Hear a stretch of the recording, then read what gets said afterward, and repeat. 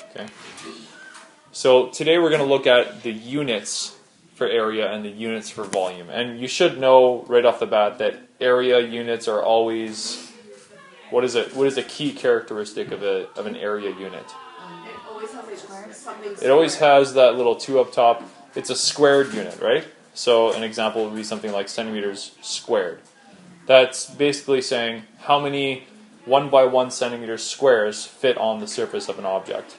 And volume units are characteristic of the little 3 up top, right? They tell us how many cube units fit inside of an object. So like a cubed centimeter would be a 1 by 1 by 1 centimeter cube. Or a cubed meter would be a 1 by 1 by 1 meter cube, which is quite large, but you get the idea? Those should be familiar to you because you've dealt with area and volume before. So 3 main things you're going to learn in this chapter. Number 1, you're going to learn how to convert units of area and units of volume from SI to imperial and vice versa. You should have the suspicion that dimensional analysis is going to come into play for that. And you're really going to see the power of that method today. Number 2, we're going to learn how to find the surface area of several different shapes. Some that you already know and should be familiar with from grade 9. But there's also going to be some new ones, like a cone, and a square pyramid, like the pyramids of Giza, and a sphere. Those are objects you've never calculated the surface area of before, but you're going to do it here in grade 10. Okay? And then you're going to find the volume of these same shapes. So those 3 guys, as well as your standard rectangular prism and triangular prism and cylinder and things like that. Okay? So to start off with, we're going to look at the units, just the units of area and volume, and how to convert them. So we're not going to answer this problem yet because I've got another problem like it later on in this, in these notes. But I just want you to think to yourself, if there was a guy named Bill going to the hardware store and he wanted to buy tiles for his kitchen floor. Okay, makes sense. He's either renovating his house or he's building a new house and he wants to buy tiles for his kitchen floor. He wants to cover an area of 30 square meters. Okay, we don't know the dimensions of his kitchen.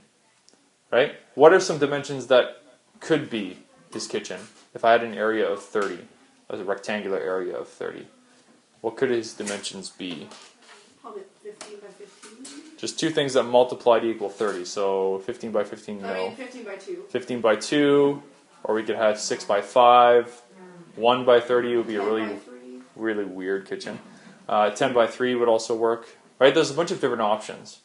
But we don't know what the dimensions are. We just know the area. Okay? He goes to the hardware store and he runs into a problem. Right? He goes up to we'll call him Greg. Okay, he's working at customer services. Hey Greg, how's it going? Hey, good. How's the wife? Oh, good. That's how all conversations go at the hardware store. It's true. Every time I go to Home Hardware, all the guys, they're not asking the dudes in the red shirts, they're not asking them where something is. They're just asking about their wives and about their trucks. And yeah.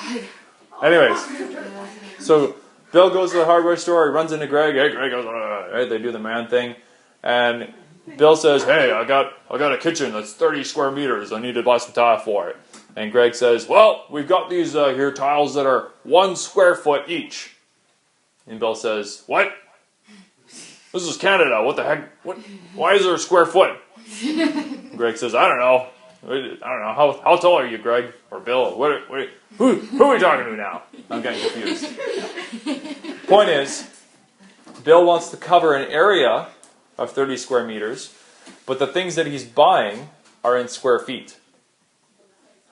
Get the problem?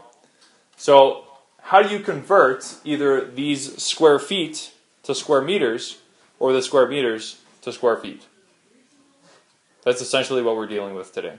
And again, we're not going to answer that yet. We'll get to a problem like it in a moment. But I just want you to think about how you would convert an area measurement in one system of measurement to another.